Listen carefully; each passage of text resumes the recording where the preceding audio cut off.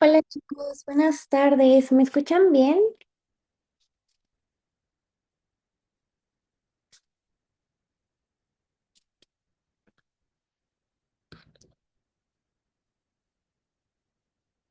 Sí, ok, vale. Bueno chicos, me presento, soy Alexa.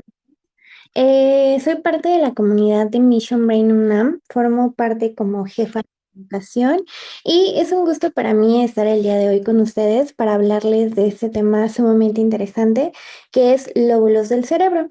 Esta clase, este tema forma parte de una serie de ponencias que son del proyecto de NeuroEssential. NeuroEssential tiene como objetivo brindar como clases y herramientas para que los estudiantes de medicina y cualquier persona, al igual con interés en las neurociencias, neurocirugía o neuroanatomía, pueda comprender de lo que son de estos temas y que muchas veces cuando los vemos en la facultad, por ejemplo, cuando vemos neuroanatomía y desglosamos este tema, es sumamente extenso, es un tanto repetitivo, a veces nos es complicado el memorizar tantas estructuras, funciones. Entonces, esta serie de ponencias tienen como objetivo poderles brindar una explicación un tanto más sencilla, a lo mejor, de lo que son estos temas y pues ayudarles a repasar y de igual forma pues reforzar sus conocimientos, ¿ok? Este tema de lóbulos del cerebro es muy padre, de verdad que a mí me encanta. Y pues básicamente hoy vamos a hablar de lo que es la organización de la corteza cerebral, que como sabemos es una de las áreas más importantes del cerebro, claro, trabajando en conjunto con muchas otras, pero como sabemos esta corteza pues básicamente es la que nos permite llevar a cabo como la percepción de todo lo que notamos, ya sea sensaciones, cosas que miramos, olemos, probamos y nos ayuda a llevar a cabo los movimientos, el poder comunicarnos, el pensamiento. Entonces me gustaría que pudieran entender cómo la corteza lleva a cabo todas sus funciones y nos ayuda a poder realizar todo esto, ¿vale? Entonces vamos a empezar. Les iba a decir que a lo largo de la clase, si llegara a cortarse, hubiera algún problema con el audio, porfa, me avisen. Y de igual forma, cualquier duda que tengan, pueden levantar la mano, pueden prender su micro o colocarla en el chat y lo vamos revisando, ¿vale? Y bueno, primeramente me gustaría empezar esta clase preguntándoles ustedes qué opinan con respecto a qué hace que seamos quienes somos. O sea, qué nos define, qué nos hace ser quién somos cada quien. Por ejemplo, qué me hace ser Alexa, por así decirlo, qué hace ser a Ashley, o por ejemplo, vamos a ver quién más está, a Belén. Me gustaría que si alguien quisiera participar, pudiera como contestar esta pregunta, ponerla en el chat o si quieren prender su micro. ¿Qué dirían ustedes qué es lo que los define?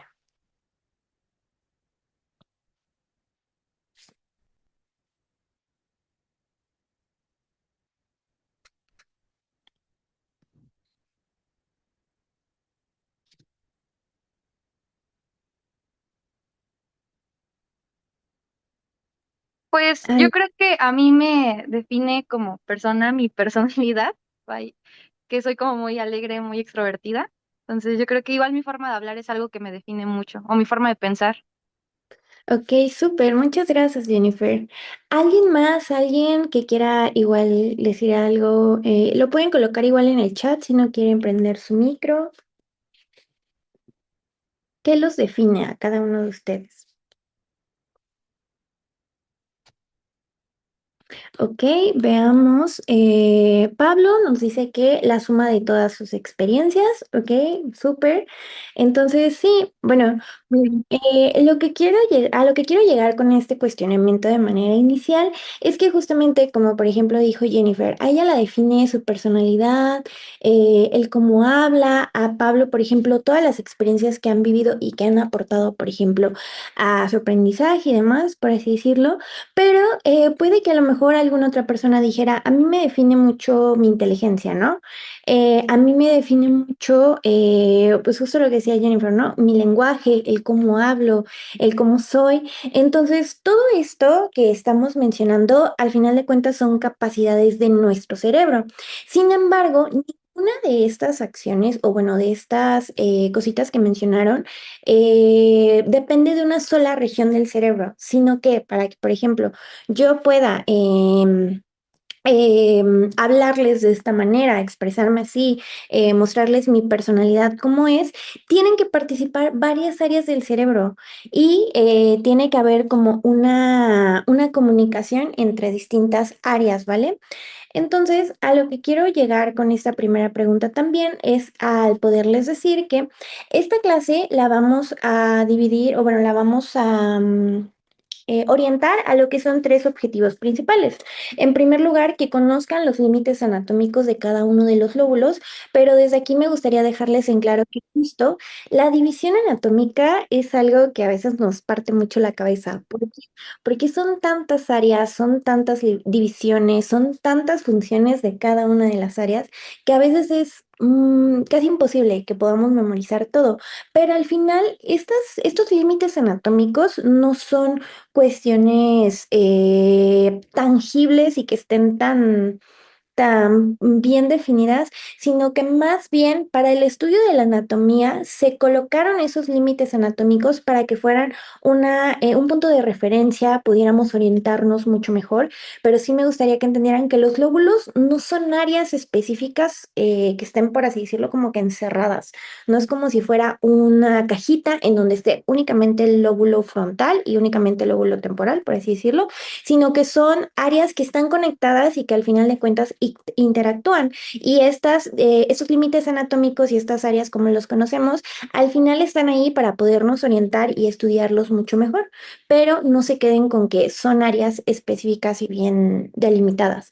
Otro punto que me gustaría que comprendieran con esta clase es que la organización cortical está muy definida por lo que son las funciones de cada una de las áreas. Que también, chicos, a lo mejor a veces nos quedamos con que el frontal es con el que razonamos, con el que decidimos, y he visto mucho, por ejemplo, en redes que se ponen como TikToks o Reels haciendo referencia justamente a esta área, pero también hay que tener muy presente que un lóbulo no tiene una sola función o no tiene un conjunto de funciones eh, exclusivas, no. Vamos a ver también a lo largo de la clase que los lóbulos cada uno participan en diferentes acciones. Entonces, a lo mejor también esta parte de ponerles como una función específica nos ayuda a recordarlo, pero hay que pensar siempre que el cerebro es una maquinaria que funciona comunicando todas sus áreas. Y es muy importante que también entendamos como esta dinámica que hay. ¿Vale? Y al final de cada partecita vamos a ir viendo un poquito de lo que son manifestaciones clínicas. No nos vamos a meter mucho en esta parte clínica porque en realidad la clase está más orientada a anatomía y fisiología. Pero sí me gustaría que para cada lóbulo, por ejemplo, que vayamos viendo, pudiéramos repasar un poquito de las manifestaciones clínicas, pero todo desde entender la fisiología, de al final entender cuál es la función y qué es lo que hay ahí, y que si se llega a dañar nos va a provocar por consiguiente las manifestaciones, ¿vale? Entonces, bueno, vamos ahora a ver, o bueno, antes de hablar de cada lóbulo, ¿por qué creen ustedes que el cerebro está dividido de esta manera? Ahorita yo justo les decía que es una cuestión más de anatomía, es una cuestión más de orientarnos. Entonces, desde que se empezó a estudiar la anatomía, desde los principios básicos de lo que es esta área, se ha tratado de ir justo haciendo como esta delimitación para podernos orientar y que al final de cuentas el estudio de este sistema y de este órgano tan maravilloso sea más ordenado, ¿vale? Pero como les decía, los lóbulos no es como que tengan una barrera entre cada uno que los delimite, sino que son áreas a las que les dijimos, ok, tú vas a hacer el lóbulo frontal y vas a llegar de aquí y acá. Ahorita vamos a ver justo los límites y qué abarcan, ¿no? Pero es más que nada para orientarnos, ¿ok? No son como estructuras sólidas que estén separadas, ¿vale? Entonces, vamos a ver la definición de qué es un lóbulo y ya después lo desglosamos un poquito más. De manera sencilla, un lóbulo es una región anatómica de la corteza, que es en lo que nos vamos a enfocar el día de hoy, que está delimitada principalmente por surcos. Ahorita justamente vamos a hablar de lo que es un surco, una cisura y un giro, porque vamos a ver que el cerebro tiene una extensión gigantesca y estos surcos y estos giros nos ayudan a poder irlo como compactando. Pero pues la corteza está delimitada por estos surcos y principalmente alberga áreas corticales con funciones predominantes. Como les digo, cada área tiene una función que es como la más importante de ahí, pero no es exclusiva, ¿vale? Y como lo dice aquí, estas se integran por medio de lo que son redes neuronales que están distribuidas por todo el cerebro y también por todo nuestro sistema nervioso, ¿vale? Al final sabemos que el cerebro comunica con todo el cuerpo. Entonces es muy importante que recuerden que los lóbulos no funcionan de forma aislada, sino que se van conectando a estas redes que están distribuidas por todos lados, ¿vale? Ahora, quiero que entendamos esta parte de lo de los surcos y los giros, porque el cerebro es una estructura muy, muy padre. O sea, si nosotros vemos, bueno, más bien cuando vemos el cerebro por primera vez, creo que a la mayoría nos surge la duda de por qué está como arrugado. O sea, por qué se ve así como con estos bordes y tiene esa forma. También algo muy interesante es que el cerebro siendo, por así decirlo, tan pequeño, teniendo un peso entre más o menos un kilo 300, un kilo 500 más o menos, logra llevar a cabo tantas funciones y nos permite hacer tantas cosas.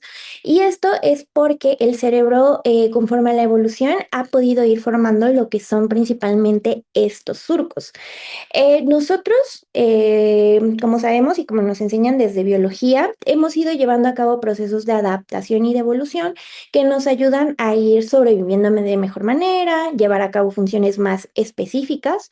Al final de cuentas, en el inicio de la humanidad no podríamos hacer todo lo que hacemos hoy en día, ¿no? Entonces, conforme fuimos avanzando para poder desarrollar estas capacidades, el cerebro se tuvo que ir adaptando. ¿Y qué fue lo que pasó? Bueno, el cerebro básicamente es una estructura que si nosotros la extendiéramos, tiene ahí todo el conjunto de neuronas, axones, dendritas, conexiones, y demás que nos permiten llevar a cabo las funciones.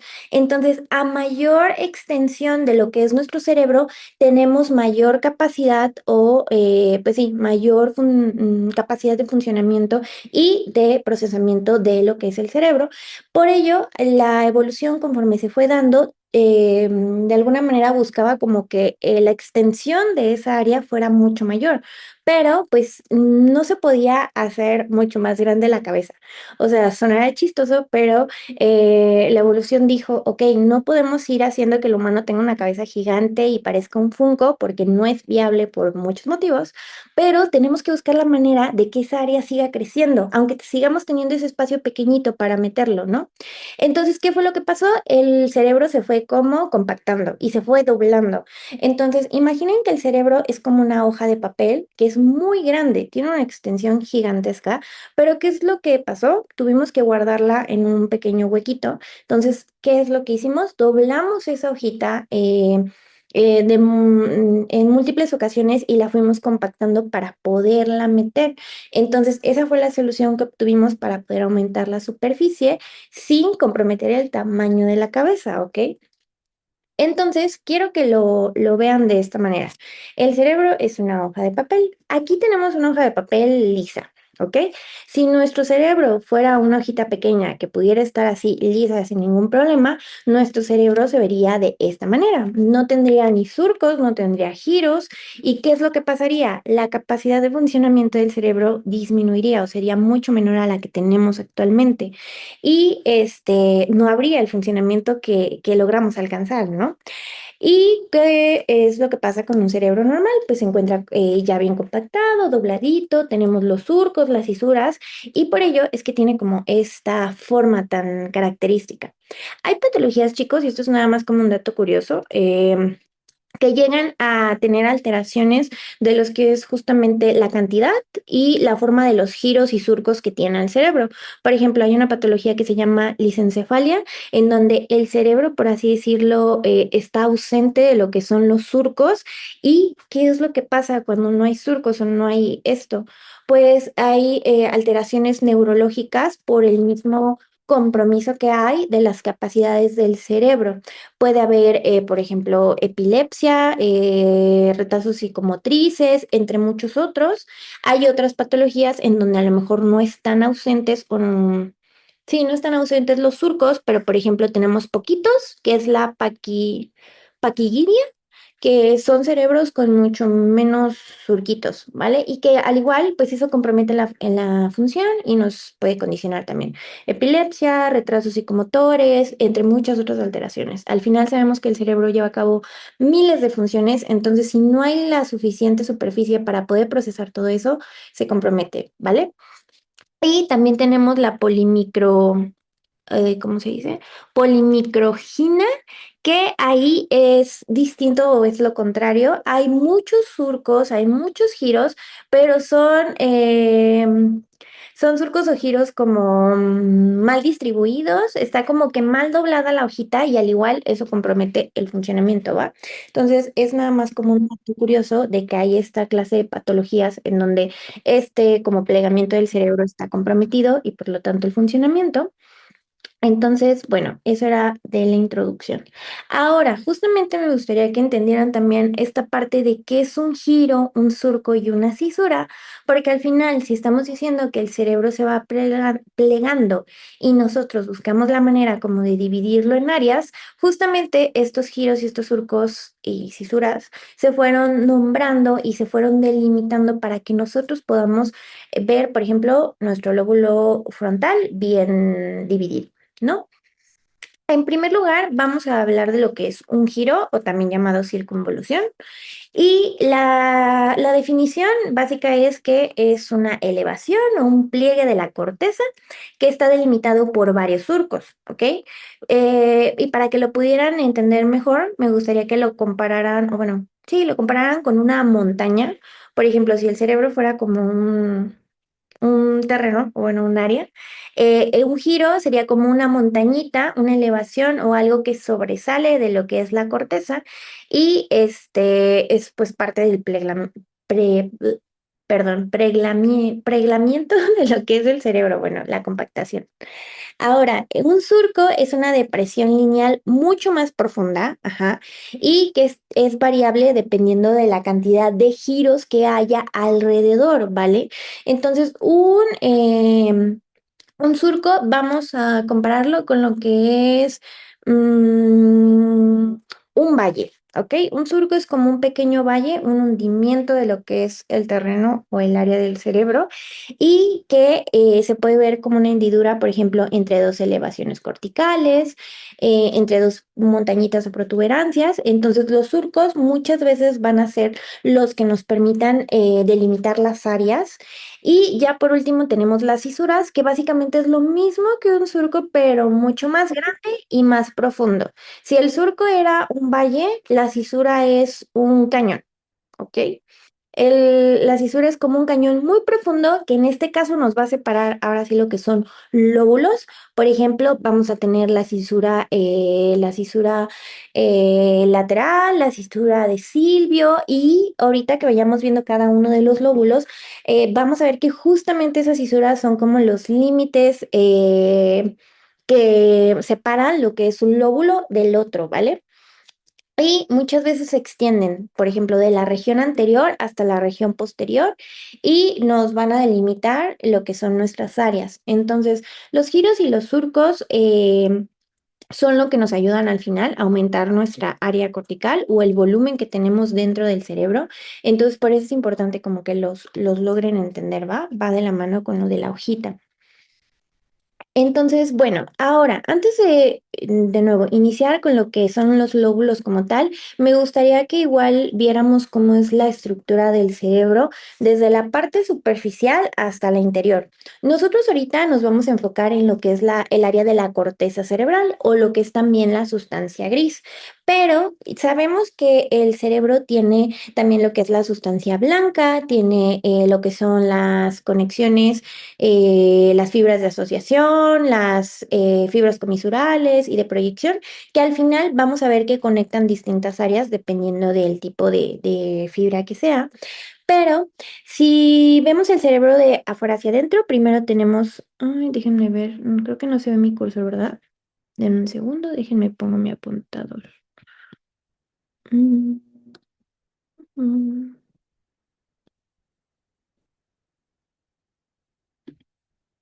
Ay, no, ¿cómo se ponía esto? Perdón. Bueno, creo que ahí se ve el lapicito, ¿no? Empezando con la corteza o la sustancia gris, eso es lo que básicamente estamos estudiando ahorita. Es la zona que conocemos, pues, de manera como que sencilla, como la zona en donde se percibe toda la información y esta información viaja a lo que es las distintas áreas del cerebro para que se lleven a cabo las funciones. La sustancia gris principalmente está formada por somas neuronales, dendritas, sinapsis y participa, como les digo, en la recepción, pero también en la integración de parte de lo que es la información que llega, ¿vale? Y nos ayuda a comenzar a procesarla. Ujú, y poderla enviar, por ejemplo, a las distintas áreas en donde va a ser útil, ¿vale? Ya de ahí viene lo que es la sustancia blanca subcortical y esta sustancia blanca, como sabemos, está formada principalmente por axones mielinizados, que son los que permiten que esa información que ya percibimos y que ya nos llegó a nuestra sustancia gris pueda viajar y pueda llegar a las otras áreas del cerebro. Vaya. Y esta es la que nos permite conectar regiones corticales, o sea, estas áreas con las subcorticales, por ejemplo, con otras estructuras como el hipotálamo, la amígdala, etcétera, ¿no? El tronco, la médula espinal y demás, ¿no? Entonces, dentro de lo que es esta sustancia gris, si nosotros ahondáramos más en ella, que no es el objetivo de la clase, pero que sí es importante mencionarlo, la sustancia blanca tiene distintas fibras que van a conectar áreas en específico. Por ejemplo, tenemos las fibras de asociación, que estas son fibras que están conectando áreas de un mismo hemisferio. Por ejemplo, en el hemisferio izquierdo tenemos fibras de asociación que conectan áreas como contiguas de ese mismo hemisferio. Vaya. Luego tenemos las comisurales que estas conectan a ambos hemisferios. Y aquí la más importante, y que de hecho aquí está representada y está señalada, es nuestro cuerpo calloso, que al final conecta nuestro hemisferio izquierdo con el hemisferio derecho y permite que haya como pues sí, que haya como esa unidad y ese trabajo en equipo entre ambos hemisferios, ¿vale? Y ya por último, tenemos las fibras de proyección, que las de proyección conectan la corteza, todo lo que vamos a estar estudiando hoy, con estructuras más profundas, como les decía, tronco, médula, tálamo y demás, ¿vale?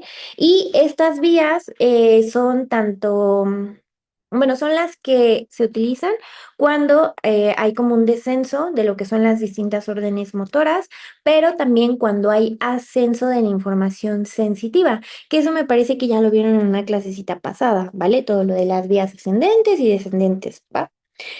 Y bueno, ya nada más por mencionar, el cuerpo calloso ya dijimos, principal comisura que conecta ambos hemisferios, ¿vale? Y este cuerpo calloso es maravilloso porque de hecho tiene muchas conexiones, tiene muchos axones, creo que son como 200 millones o 200.000, una aproximado, pero es lo que permite al final que toda la info que viaja del izquierdo vaya al derecho y se dé como esta conexión, ¿vale? Y bueno, ya nada más por mencionar, líquido cefalorraquídeo. El líquido cefalorraquídeo, como saben, es como lo que apoya o lo que suspende, vaya, al cerebro dentro de lo que es nuestro cráneo, porque si lo pensamos así, si el cerebro no estuviera rodeado de todo este líquido y también la médula, no estuvieran rodeados por el líquido, recaería en lo que son las estructuras inferiores del cerebro y ¿qué es lo que pasaría? Habría de cierta manera como daño, podría haber compromiso de lo que son esas áreas de la parte inferior. Entonces, el líquido cefalorraquídeo, como sabemos, permite que se sostenga y que flote el cerebro y ayuda a que, por ejemplo, del peso que tiene aproximado de 1,3 kg, 1,5 kg, pueda pasar a lo que son 50 gramos aproximadamente y no haya como compromiso y no se esté como que apachurrando básicamente el cerebro, ¿no? Y es muy importante saber que ese líquido cefalorraquídeo tiene como una homeostasis química, tiene una cantidad específica de sustancias, sabemos que en múltiples patologías se pueden alterar y qué es lo que va a pasar. Al final va a comprometer este funcionamiento y este como resguardo de lo que es el cerebro y la médula y por eso es importante también tomarlo en cuenta, ¿vale? Y bueno, ¿qué más? Ahora, pasando a... Ay, espérenme, porque como puse el lapicito ya no quiere cambiar.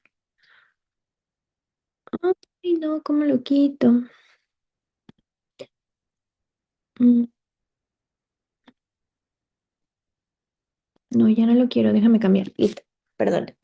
Ahora, vamos a hablar de lo que, bueno, seguir con esta parte de lo de la superficie al interior del cerebro, porque para que toda esta info, como ya dijimos, viaje de la corteza y llegue a las demás estructuras, tienen que ocurrir varios procesos. Ya dijimos que hay estructuras y conexiones específicas en la sustancia blanca que permiten que viaje esa información. Pero podemos dividir como todo este proceso en tres puntos importantes y tres distintas áreas.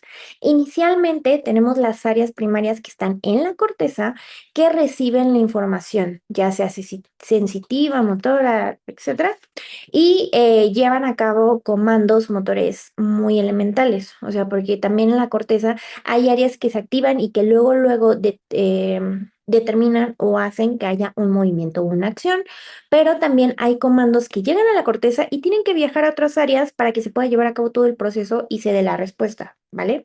Pero estas áreas primarias son como la puerta de entrada, aquí llega toda la info y por ejemplo tenemos las áreas visuales, la visual primaria, que ahí llega toda la información de nuestra vista, ¿no? El área auditiva primaria, motora primaria, somatosensorial, etcétera, ¿no? Estas son nuestras áreas primarias que captan, ¿vale? Luego tenemos las áreas de asociación unimodal.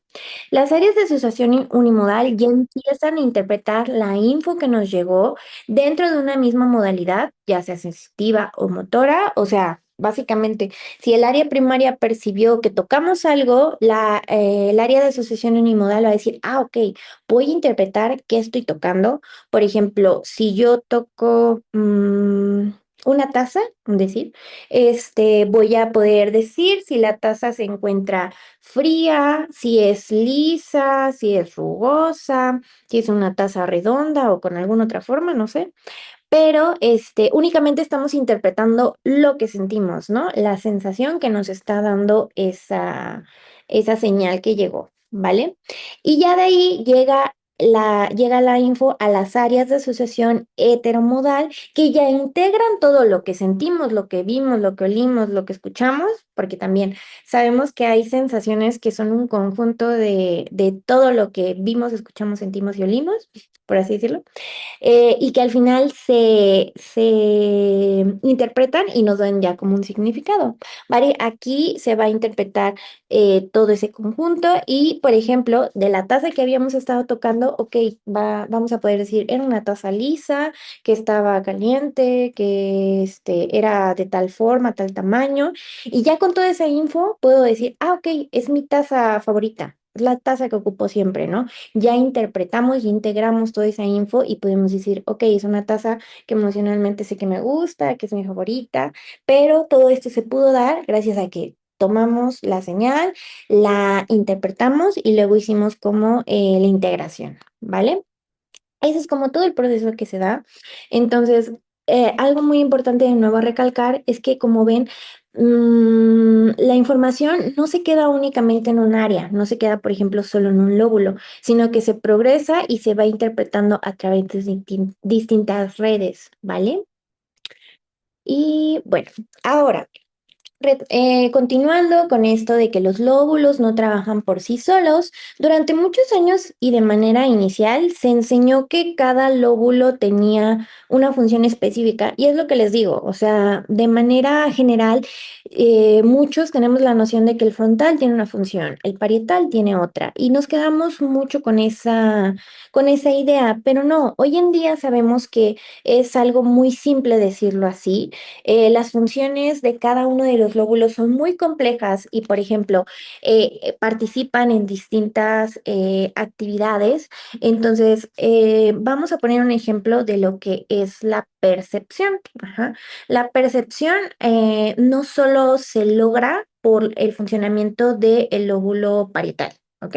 La percepción no solo ocurre porque el parietal se activó y ahí interpretamos la info que percibimos, sino que el parietal conectado con el occipital, por ejemplo, y conectado con el temporal, participan, trabajan en equipo y permiten que nosotros podamos interpretar una percepción, ya sea de algo que vemos, algo que sentimos, algo que vimos. Por ejemplo, algo que vimos, pues sí, participa parietal, participa el occipital y demás, ¿no?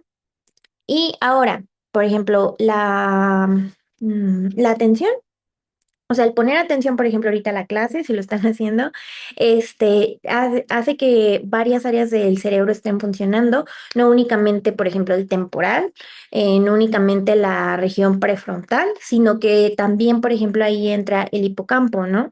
Entonces, todas esas áreas en conjunto están trabajando juntas para que nosotros podamos poner atención. Con el lenguaje es lo mismo. Sabemos que del lenguaje tenemos áreas muy características que todos en algún momento escuchamos, Broca y Wernicke. Y no solamente estas áreas son las que se activan al momento de que se da el lenguaje, sino que es toda una red de funcionamiento entre el frontal, el temporal y el parietal. ¿Ok? Entonces, esos tres lóbulos trabajan en conjunto y permiten que yo, por ejemplo, ahorita les esté dando la clase, ¿no? Y todo eso se conecta por lo que llamamos fascículos. Por ejemplo, en este caso, un fascículo dentro de nuestra sustancia blanca conectó esas tres áreas y permitió que yo les pudiera hablar. Entonces, eso es algo que sí me gustaría que se llevara. Es muy, o sea, también es válido que nosotros hagamos como esa tarea de ir diciendo frontal, hace esto, parietal, hace el otro, pero siempre traten de razonarlo y de recordar que que hay como un proceso más profundo en lo que estamos haciendo, ¿no? Que no es nada más como que chum, se prendió el parietal o se prendió el frontal. Vaya. Entonces, bueno, no sé si ahorita de esta pequeña introducción tengan alguna duda, algo que quieran preguntar, porque como tal, ahora ya vamos a pasar a hablar de los lóbulos, ¿vale? Vamos a hablar de cada uno, de funciones, límites anatómicos, y les digo, vamos a hablar un poquito de las afectaciones que hay cuando ocurre algo en esta área, ¿vale? Entonces, ¿ninguna duda, chicos?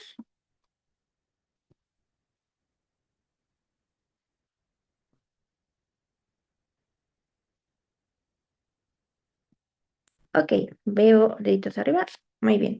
Entonces, bueno, vamos a empezar ahora con el lóbulo frontal. ¿Qué les digo? Se habla mucho del frontal. De verdad que yo he visto muchas publicaciones y cositas del frontal que digo, ok, está padre. Entonces, el frontal, si lo definimos con una frase, nos permite ir de la intención que tenemos a llevar a cabo una conducta, ¿vale? El frontal, como nos han dicho muchas veces, es el de la toma de decisiones, es el que te ayuda como pues sí, a hacer funciones ejecutivas, controlar movimientos, regular la conducta, y cositas así, pero Al final es lo que estamos hablando, ¿no? Cómo el lóbulo frontal transforma una idea en una acción, ¿vale? Eso también lo vamos a ir mencionando.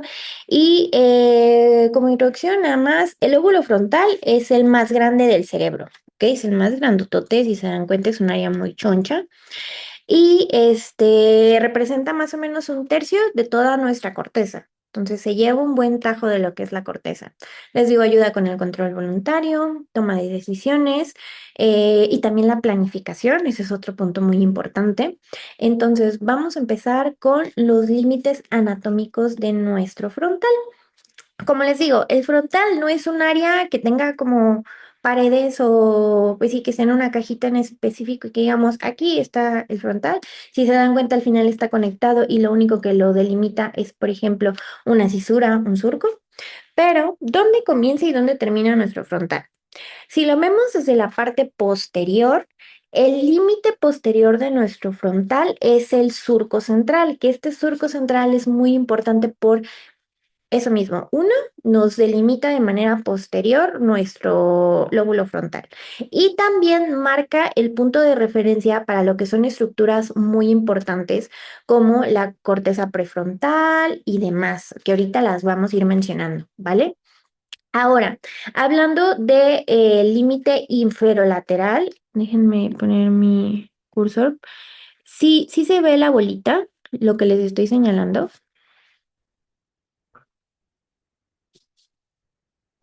Sí, sí Espero se que ve.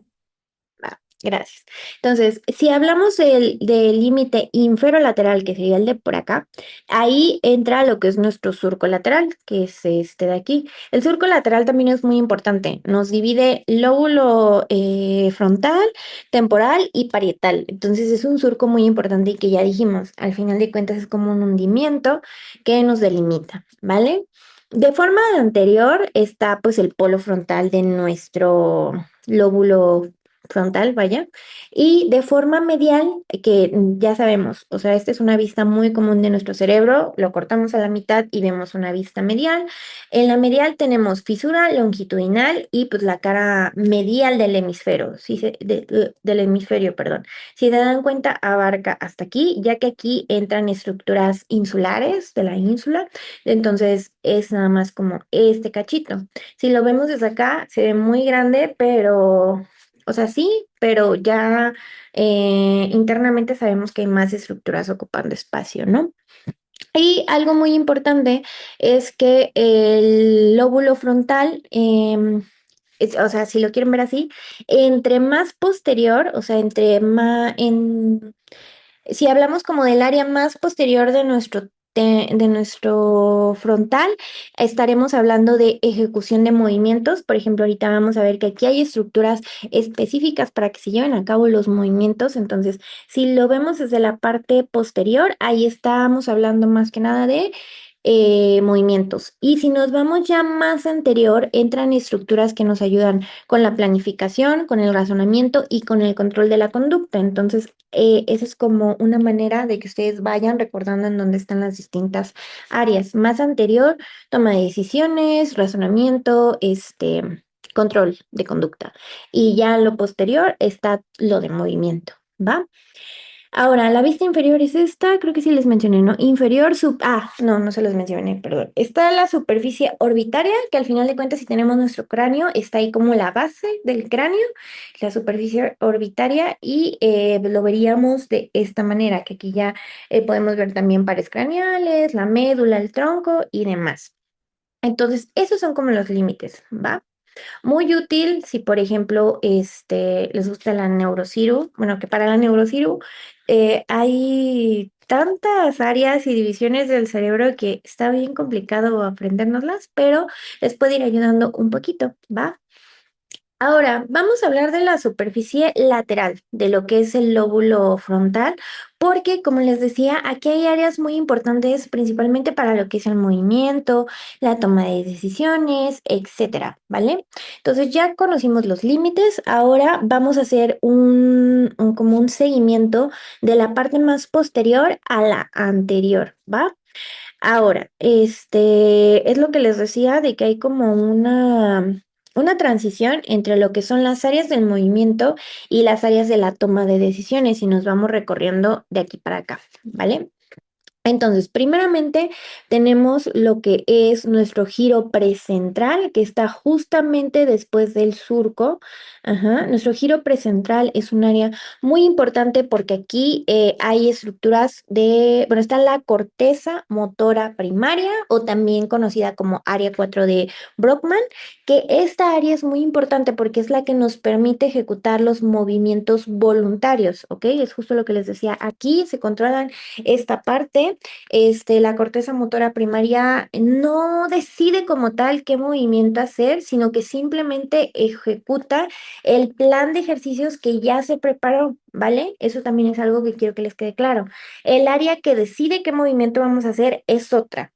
Esta simplemente lleva a cabo la ejecución de esa acción que ya se definió, pero pues es algo, es un área muy importante, área 4 de Brockman, ¿vale? Y más adelante lo vamos a ir correlacionando, pero si, por ejemplo, esta área se lesionara, podrían haber alteraciones en el movimiento como espasticidad, hemiparesia contralateral, porque como sabemos, el lado izquierdo controla el lado derecho y el lado derecho controla el lado izquierdo, no es contralateral. Entonces, si, por ejemplo, se dañara el lado derecho, habría hemiparesia izquierda, ¿vale? También habría hiperreflexia y ya aquí entran signos clínicos como por ejemplo Babinski. Entonces, esa clase de exploración ya nos puede orientar a pensar en qué esta área motora está comprometida, ¿vale? Luego de aquí tenemos el surco precentral, ¿vale? El surco precentral no tiene una función específica porque ya dijimos, los surcos delimitan, son parte como del cerebro dobladito.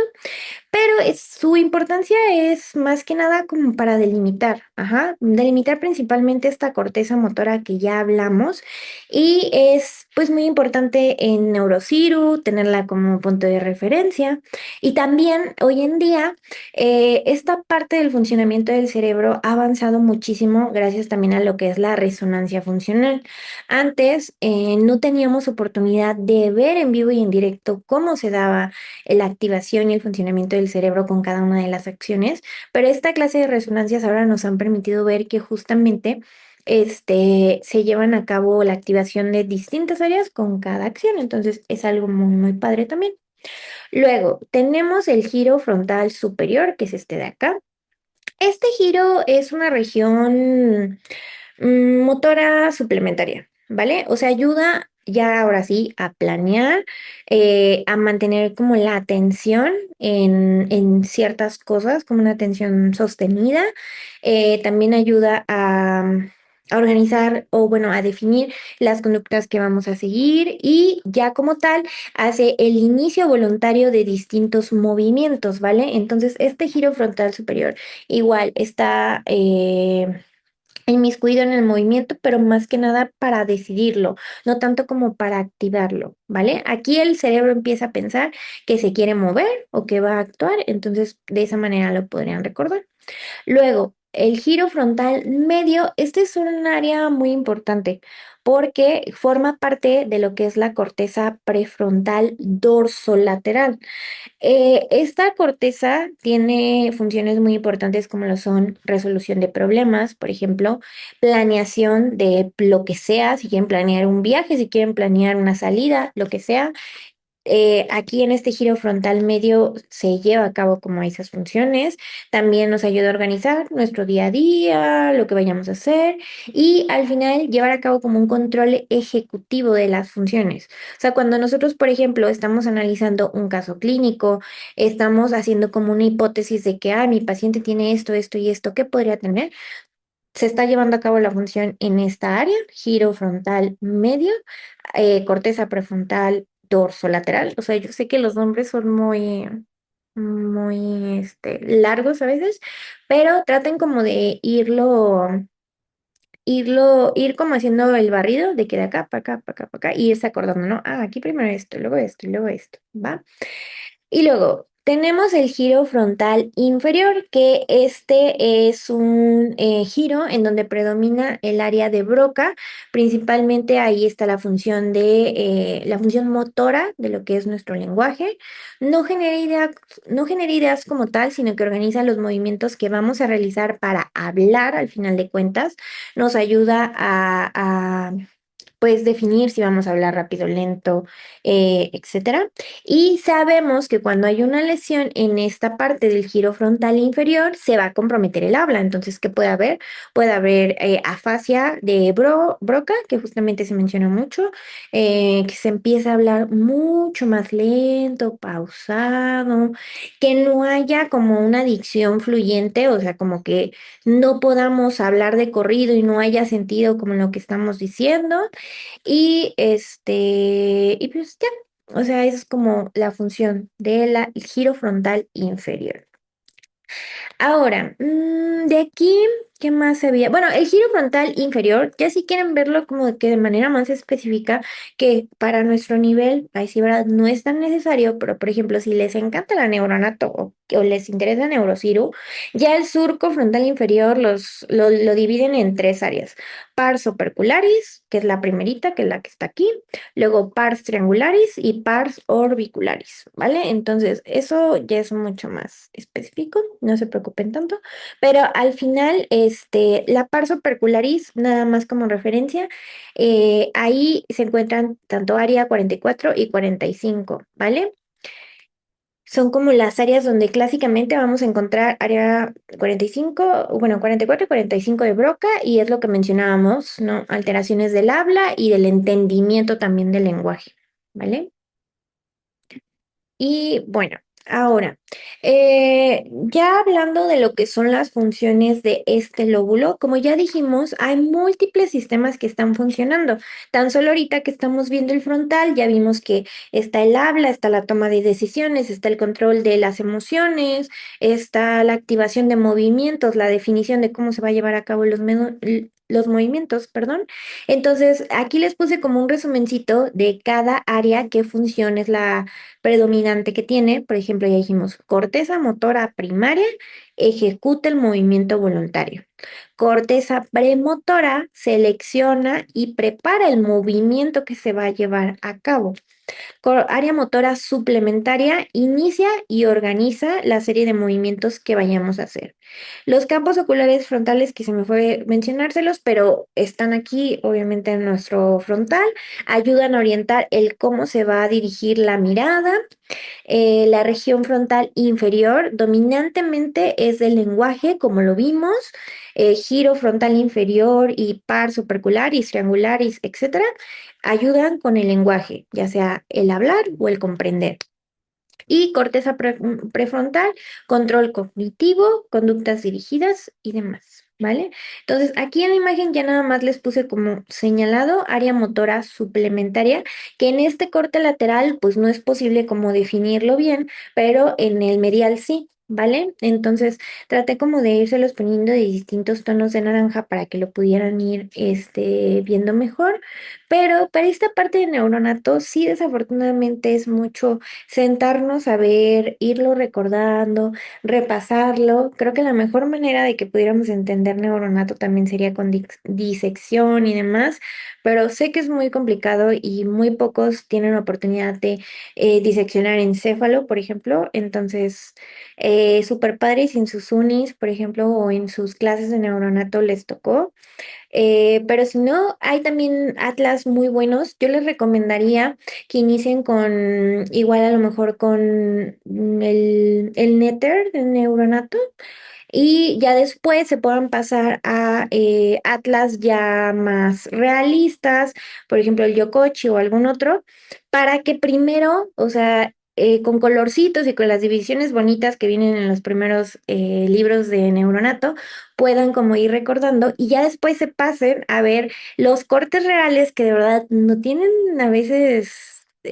tanto sentido, es complicado de ir definiendo las áreas, pero si ya tienen una base viniendo del otro que tiene colorcitos y separaciones bonitas, ya se pueden pasar a su otro atlas y tratar de irlo repasando. Al final, esto es mucho de ir repasando todo lo de las distintas áreas.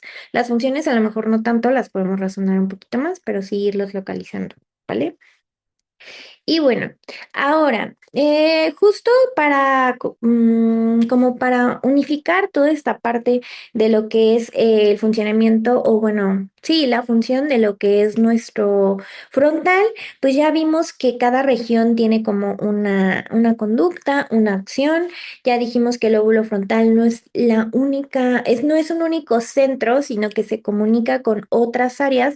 Entonces aquí nada más les puse como una representación de cómo se lleva a cabo la acción de tener, bueno, de tener la intención de hacer algo a hacer el movimiento.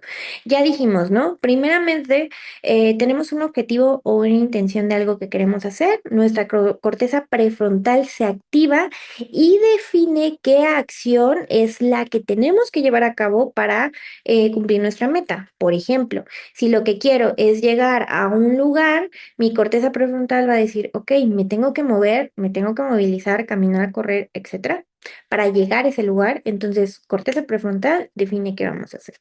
Luego, hacemos una selección y una preparación del movimiento. Corteza premotora selecciona y prepara las acciones que vamos a hacer. Por ejemplo, define qué grupos musculares se van a mover, si se van a mover solo miembros inferiores, miembros superiores, si vamos a hacer como un conjunto de todo el cuerpo, brincar, saltar, correr, etcétera, ¿no? Ahí se hace la selección en corteza premotora. Luego, organizamos la secuencia de movimientos que vamos a hacer.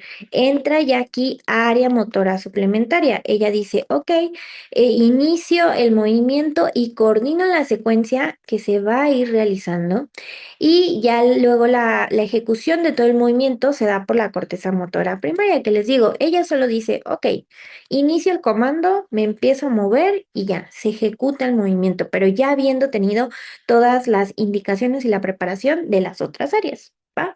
Y la corrección continua, o sea, hay una retroalimentación en cada movimiento. Sabemos que obviamente si empiezas a correr y vas chueco, y por ejemplo tienes que ir lineal, pues te orientas, o sea, la sensación de que vas para el lado equivocado te orienta a que te alinees y corras en línea recta. Y por ejemplo, aquí también entra mucho el cerebelo, que al final es este. Ay, es se me fue. El equilibrio, las sensaciones, entonces ya, ok, cerebelo se activa, va checando cómo va esta cuestión del equilibrio y el movimiento y dice, ok, ajusto la fuerza, la precisión con la que voy corriendo, a lo mejor la zancada que voy haciendo para que no me tropiece o no me vaya chueco y ya con eso defines bien la trayectoria del movimiento, pero ya que se está llevando a cabo, al final, esta última parte es como retroalimentación y pues la acción voluntaria, o sea, como les decía desde un inicio, no es algo como estricto. También aquí esta secuencia no es una cadena rígida que no se pueda modificar. Al final de cuentas, estas regiones pueden ir interactuando en paralelo porque, por ejemplo, si yo al final inicié corriendo hacia la derecha, pero ahora me tengo que ir para la izquierda, ok, nuevamente se va a tener que activar corteza prefrontal, definir ahora hacia dónde tengo que ir y darle la indicación a la corteza premotora de ahora qué músculos o pues sí, qué músculos voy a tener que activar y hacia dónde me voy a tener que ir, ¿vale? Entonces es como toda una serie de procesos que se llevan en conjunto, ¿vale? Y bueno, aquí igual, nada más les puse una tablita para que puedan repasar la parte de la corteza prefrontal, el cómo se dirige la conducta, parte de lo que es las subdivisiones de nuestro prefrontal, que al final ya dijimos, o sea, la función predominante en este caso es como la planeación, el control. Pero si quieren ya verlo como de manera más específica, lo vamos a poder dividir en dorso lateral, orbitofrontal y ventromedial y medial. Pero esto ya es mucho más específico. Entonces, cada una de estas áreas actúa, por ejemplo, en planeación y resolución del problema dorsolateral. Y la parte ya orbitofrontal ayuda a regular o a inhibir, por ejemplo, acciones sociales. La ventromedial está más enfocada en cuestiones emocionales, cuestiones de motivación, conducta. Entonces, al final, esta corteza prefrontal tiene una función, pero que se va subdividiendo. Y aquí sabemos que influyen muchas cosas, ¿vale? Entonces, bueno, eso ya nada más como para complementar. Ahora, como les decía, para cada una de las áreas o de los lóbulos, más bien que vamos a ir viendo, vamos a repasar nada más un poquito de qué es lo que pasa cuando se afecta cada área. Ya hablamos de la función de manera muy básica, pero ya vimos que, por ejemplo, la corteza motora primaria nos ayuda pues al movimiento, ¿no? ¿Qué va a pasar cuando, por ejemplo, haya una lesión isquémica hemorrágica que afecte esta región motora primaria? Vamos a cursar con debilidad, ya no va a haber el control, ya no se va a poder activar lo que es el movimiento como hubiésemos querido en un primer momento. ¿Y qué es lo que va a pasar? Va a haber debilidad, va a haber paresia. Va a haber pérdida de la destreza y justamente aquí ya también entran signos de neurona motora superior que dijimos. Si lo quieren recordar como de manera sencilla, neurona motora superior es como que todo está aumentado. Entonces habría hiperreflexia, habría espasticidad y habría Babinski, ¿vale? Entonces, lo pueden recordar de esta manera. Luego tenemos área motora suplementaria. Aquí, si esta área se afecta, ¿qué es lo que va a pasar? No va a haber coordinación del movimiento. Por ejemplo, vamos a tener acinesias, va a haber dificultad para que se inicie como tal el movimiento. A lo mejor nosotros perfectamente vamos a saber qué es lo que queremos hacer, qué es lo que queremos mover, pero no lo podemos iniciar, ¿vale? Y también aquí en esta área motora suplementaria se va a afectar también el lenguaje. Entonces puede que haya reducción transitoria del lenguaje, que nos cuesta hablar o que nos cuesta articular las palabras y las oraciones. Y ahora pasando a la prefrontal dorsolateral, justamente aquí hablábamos de que la región prefrontal ayuda a planear, organizar, como definir conductas a seguir. Entonces, si llega a haber igual una lesión en esta parte del prefrontal, van a haber alteraciones en el comportamiento. ¿Por qué? Porque ya no se va a poder organizar las acciones de manera correcta. Va a haber cambios, por ejemplo, de estrategia y, ¿cómo decirlo? No va a poder como mantenerse la atención, por ejemplo, del paciente en algo. Entonces ahí nosotros muchas veces lo referimos como que tiene alteraciones de la conducta, tiene alteraciones, sí, alteraciones de la conducta y que muchas veces las describimos como que extremas, ¿no? Eso es lo que pasa cuando se afecta prefrontal, dorso lateral. Ahora, orbitofrontal, habíamos dicho que tenía que ver con las emociones, ¿no? Con el sentir, con la regulación por esta parte emocional. Entonces, si nosotros estamos siendo afectados de esta parte, podemos presentar irritabilidad, justamente cambios de la conducta, conducta social inapropiada, por ejemplo, cuando se hacen cosas como exhibicionismo, cosas así raras que obviamente sabemos que una persona normal, por así decirlo, no llevaría a cabo esas acciones o simplemente esa persona por las conductas que lleva a cabo diariamente, sabemos que no haría una conducta social así. Entonces, puede estar afectada esta área. Por ejemplo, la parte de frontal media, lo que veíamos en nuestro corte medial, justamente, al estar al igual ya más cerca de lo que es la región insular también, que tiene que ver con la regulación emocional, aquí podemos presentar apatía, por ejemplo, disminución de la iniciativa y en casos muy graves, mutismo asinético, o sea que haya alteraciones ya en lo que es también lenguaje, activación de lo que son distintas acciones. Ujú. Entonces, estas ya serían igual, afectaciones que podrían estar también relacionadas con alguna afectación en el área insular, ¿ok? Puede ser que el paciente también esté presentando otras alteraciones emocionales y se haya afectado región insular y también región de frontal, medial o cingulado anterior, ¿vale? Luego, frontal inferior dijimos que tenía que ver con lenguaje. Dijimos Broca, área 44, 45. Aquí pueden haber justamente afasia de Broca, puede haber lenguaje no fluyente, o sea, sin sentido, que no se pueda articular las oraciones, que le cuesta, o sea, que sí las puede articular, pero que le cuesta mucho al paciente articular las oraciones. En casos graves también que haya afasia de red más extensa, ¿a qué nos referimos? O sea, que ya no sea una dificultad para hablar, sino que ya no se pueda, o que de plano lo que el paciente esté hablando sea algo totalmente sin sentido, ya no haya como sentido entre las palabras que está diciendo. Ujú. Y eso también pues va a depender del grado de la extensión. Si, por ejemplo, solo se afecta a 44 o solo se afecta a 45, puede ser que o no puede hablar o también que no puede entender. Otra cosa distinta también es eso, ¿no? Y campos oculares frontales, pues obviamente va a haber alteración en la mirada, en el sentido muchas veces de la desviación, dificultad para dirigirla al lado contralateral, por ejemplo, en la exploración de nervios craneales, aquí se evidencia mucho esta parte. También sería importante recordar esta parte de la exploración, que justo lo vamos a ver en una clase, ¿vale?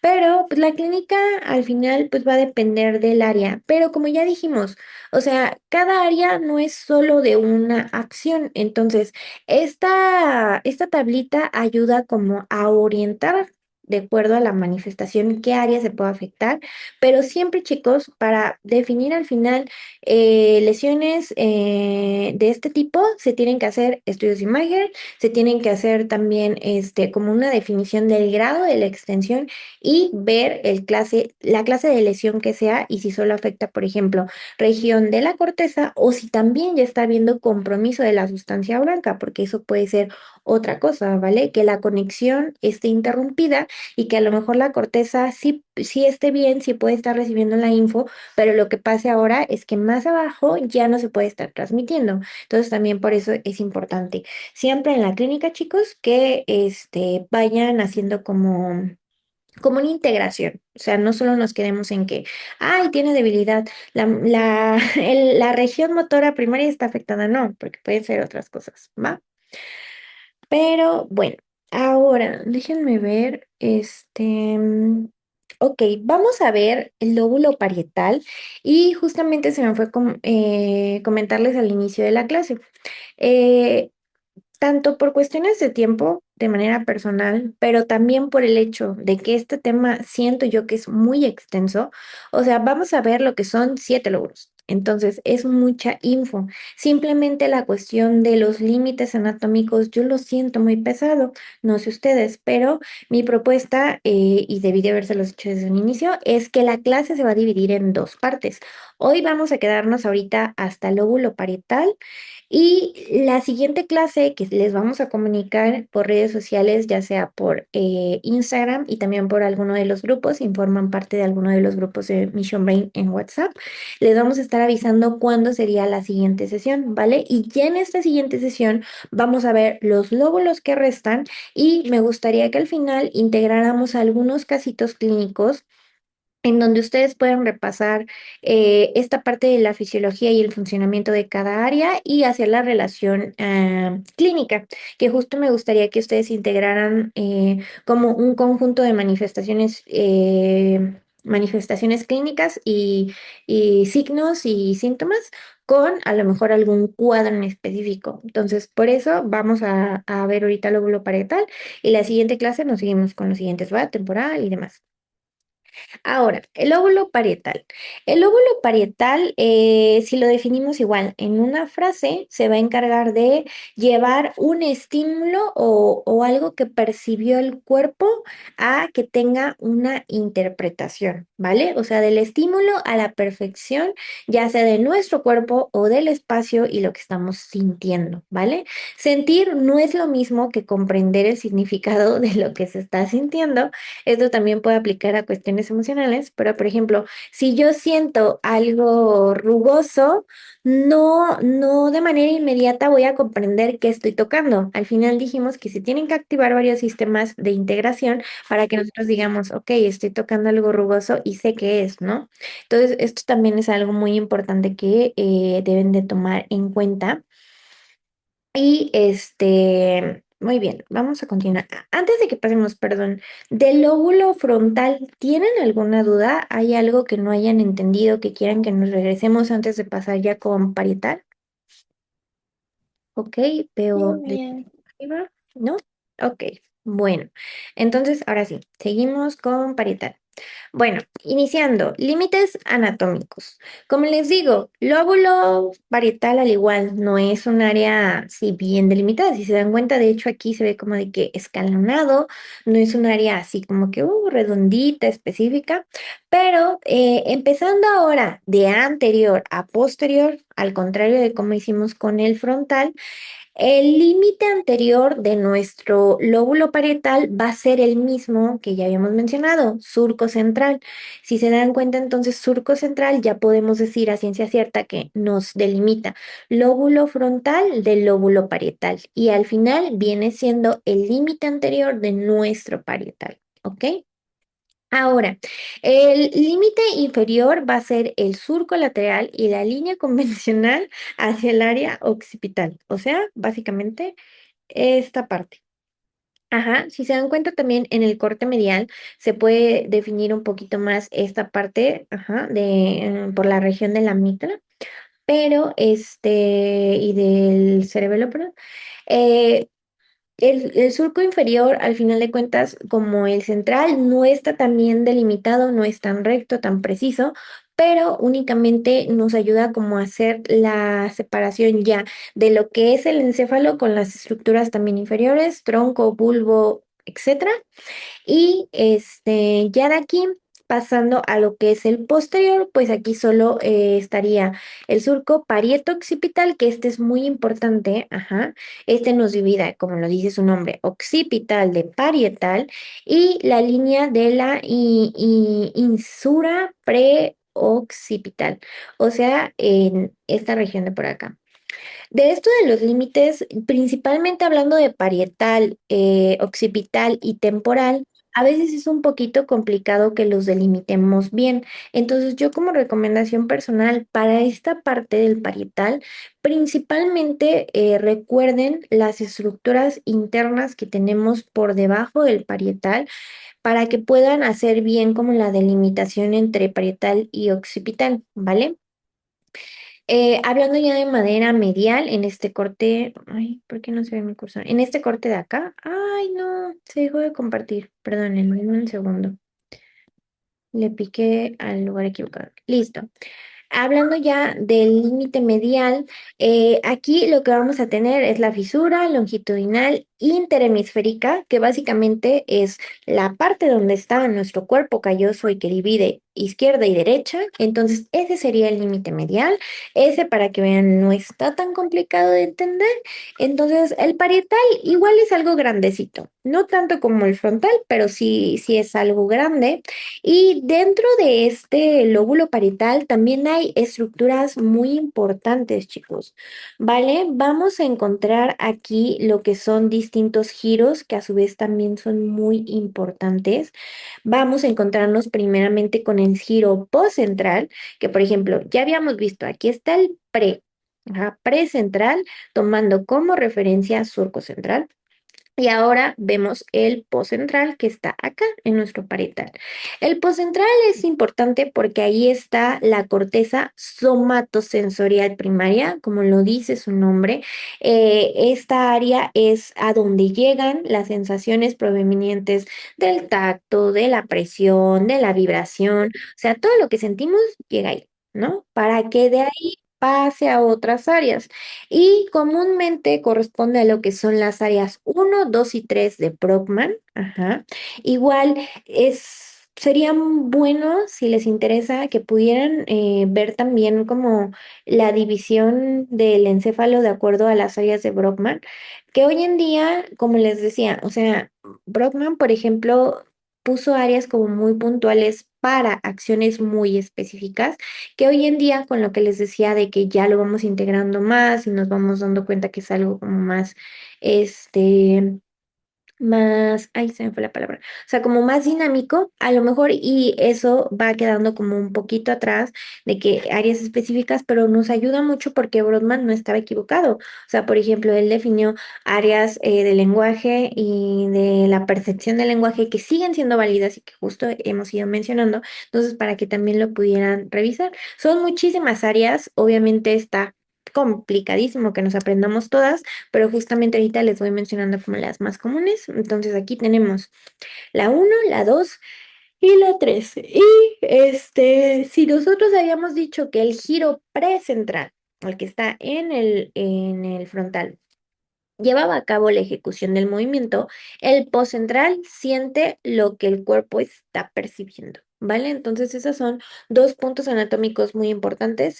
Esos siento que sí son más comunes que lo lleguen a preguntar. Y listo.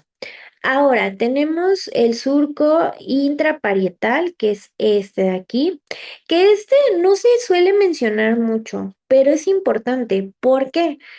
Las áreas que se encuentran en esa región del surco, intraparietal, participan en la atención espacial. ¿A qué nos referimos? En la atención que ponemos al lugar en donde estamos, la distribución que tiene, en dónde estoy posicionado yo y que por consiguiente nos va a condicionar, por ejemplo, si me tengo que mover, si estoy estorbando aquí y tengo que irme a otro lugar, o si, por ejemplo, me siento más cómodo y me quiero mover para allá, etcétera. Esa parte del surco intraparietal participa. También esta parte del intraparietal coordina lo que es ojo-mano, de que, por ejemplo, yo aquí en mi mesa tengo, por ejemplo, este jugo. Ay, no se ve. Tengo este jugo. Entonces yo veo mi jugo y digo, ah, ok, lo quiero tomar. Mi ojo está viendo que el jugo está ahí en la mesa y mi mano lo toma. Esa parte del surco intraparietal participa en esa coordinación de función-acción. Y ya, o sea, es como el ejemplo cuando tomamos algo, cuando movemos una taza para tomarle el café, por ejemplo, ¿no? Luego, lobulillo parietal superior. Aquí. ¿Vale? El lobulillo parietal superior participa en tacto, participa en propiocepción, o sea, obviamente lo que yo estoy sintiendo, cómo lo percibo, si lo siento, les digo, arrugado, suavecito, liso, rugoso, como lo quieran describir, el lobulillo parietal superior participa en esa percepción, en que nos llegue esa información a nuestra corteza. ¿Vale? Gracias a esta región sabemos, por ejemplo, dónde están nuestras extremidades con los ojos cerrados. O sea, por ejemplo, propia atención, sabemos que es como el saber en dónde está cada una de las partes de mi cuerpo. Entonces, por ejemplo, si yo tengo los ojos cerrados, pero me pongo la manita aquí en la frente, por la propiocepción que se activa al momento, bueno, que se activa cuando el lobulillo parietal superior percibe, yo sé que mi manita está aquí enfrente de mi frente. Un ejemplo, ¿no? Y pues, ¿qué es lo que pasa cuando nosotros tenemos como esta capacidad de proyección?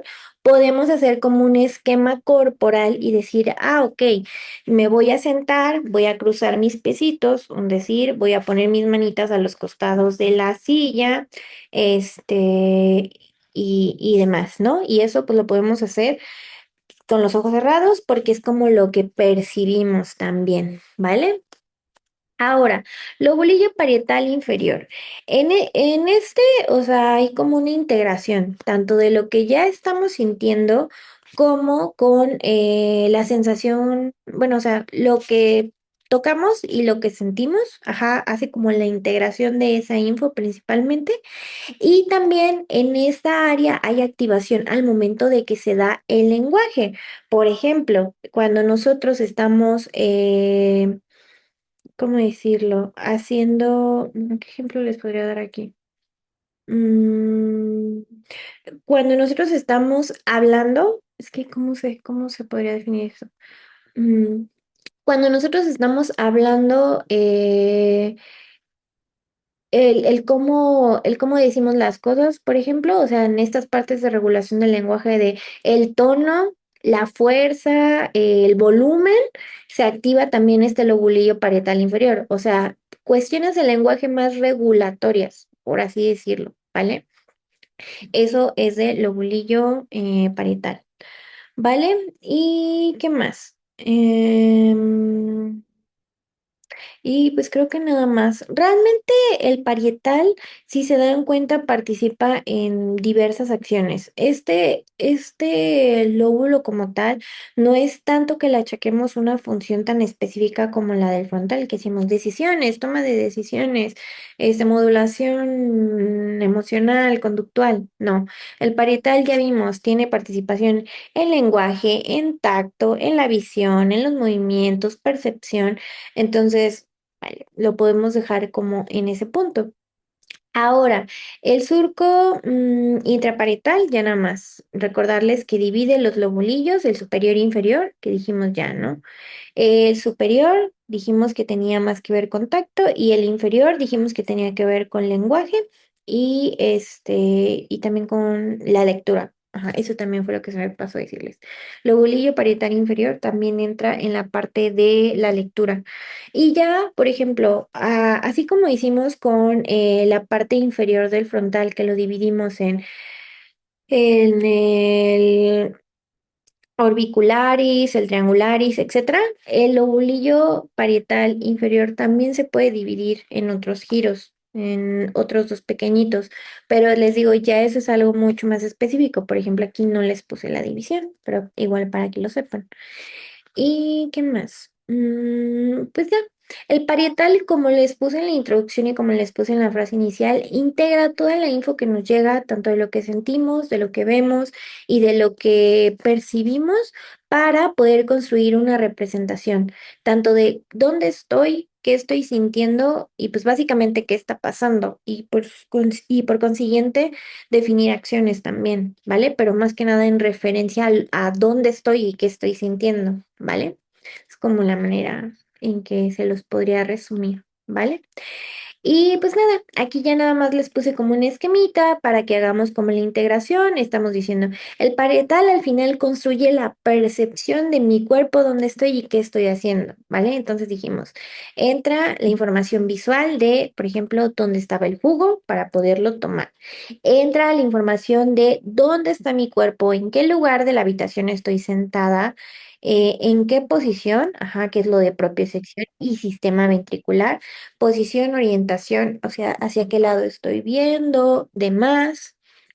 Y al final, integrar todo esto, sabemos que nos va a dar la representación corporal y espacial. O sea, yo tengo que poder saber en qué lugar de la habitación estoy, por así decirlo, en qué posición estoy y qué estoy viendo para poder hacer como toda esta integración. Y también es muy importante que sepan que el parietal, al recibir tanta información, tiene que tener una cierta capacidad de selección, vaya. O sea, también el parietal regula mucho que la cuestión de qué estímulo es importante y hoy en día creo que es muy común que escuchamos a veces que digamos, ay, es que me sobreestimulé porque está hablando mucha gente y estoy haciendo algo y, por ejemplo, la sensación de mi suéter como que me incomoda, cosas así, ¿no? O sea, que estamos sintiendo, viendo y escuchando muchas cosas al mismo tiempo.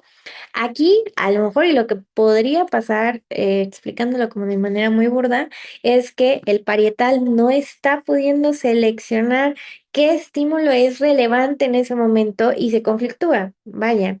Entonces, es importante también esta regulación de los estímulos y de qué estamos percibiendo para al final planear las acciones que vamos a hacer como respuesta a, ¿no?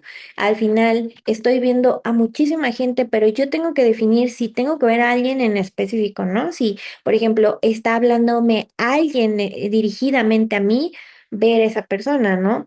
O, por ejemplo, si hay muchas cosas en la mesa, yo tengo que poder definir qué es lo que quiero tomar. Si quiero tomar, por ejemplo, mi jugo o si quiero tomar, por ejemplo, la libreta, ay, no se ve, la libreta que tengo aquí también conmigo, ¿no? Y listo. ¿Qué más les iba a decir? Pues nada, la parietal también es muy importante que recordemos, como ya dijimos, transmite información de lo que sentimos, por ejemplo, a lo que es la región insular también, a lo que es la región del hipocampo, a la región también de la amígdala y también a la región de tronco y médula. Entonces, hay que pensar que toda esa información que estamos recibiendo al final va a viajar y listo, me parece que de parietal es todo. Chicos, hasta el momento tienen alguna duda. Yo les iba a decir que para esta parte también de lo de los límites, les voy a compartir, o sea, esta clase se está grabando y la vamos a subir a la carpeta. Posteriormente también les voy a subir la presentación y en conjunto con la presentación les voy a subir un atlas que a mí me gusta mucho. Yo pensaba ponerle de hecho imágenes del atlas, pero yo todavía a estas alturas, y bueno, tampoco es como que vaya tan avanzada, a veces me conflictúa mucho definir bien los límites entre las distintas estructuras, pero si se quieren ir familiarizando, les voy a compartir dos atlas. Uno es mucho más realista que otro, son como cortes anatómicos reales y el otro es como, ¿cómo decirlo? O sea, son imágenes mucho más realistas, pero al final no son cortes anatómicos reales, para que puedan ir revisando y si quieren hacer como la correlación junto con estos esquemitas que les puse de colores. Pero, pues sí, anatomía y referencias anatómicas es repasarlo mucho, chicos. Pero traten siempre de, al ir repasando esa parte y recordando lo de las funciones. Ayuda mucho también a que lo puedan ir relacionando y se les quede más, ¿va? Entonces, ¿tienen alguna duda? Déjenme ver el chat. ¿Qué hora es? ¿Todo bien por el momento? ¿Algo que quieran? ¿Cuál es el nombre de los atlas? Ah, el que les voy a compartir, uno es el Yokochi, que ese es muy bueno, a mí me gusta mucho, y el otro, se me fue el nombre, pero, por ejemplo, ese atlas, cuando yo lo encontré, me lo recomendaron en una clasecita de neuronato que está impartiendo un residente de Neurociro. Él me dijo que ese atlas para ellos es como el más cercano a la disección que ellos llevan a cabo al momento de sus prácticas, que son mucho más, creo que sí, a lo mejor y si es el que dice Pablo. No, no, no, perdón, Pablo, no es ese. El Rotón también es muy bueno. Y de hecho, yo me quedaría con Yokochi y Yokochi. Bueno, espero que se pronuncie así. Y el otro que les digo. Entonces, cuando les suba la clasecita, van a ir los dos, ¿vale? Y de igual forma, para las siguientes clases.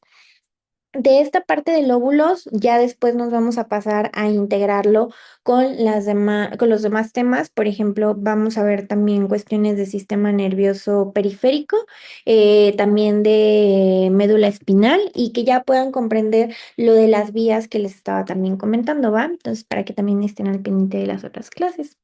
Y pues no, nada, chicos. Gracias por unirse. Por el momento sería todo y yo creo que entre mañana y pasado les avisamos cuándo es la segunda parte de la clase, ¿va?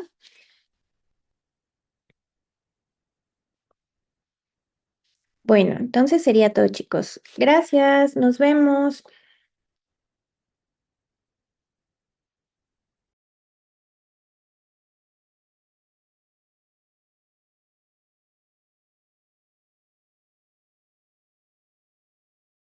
Sobres, muy bien.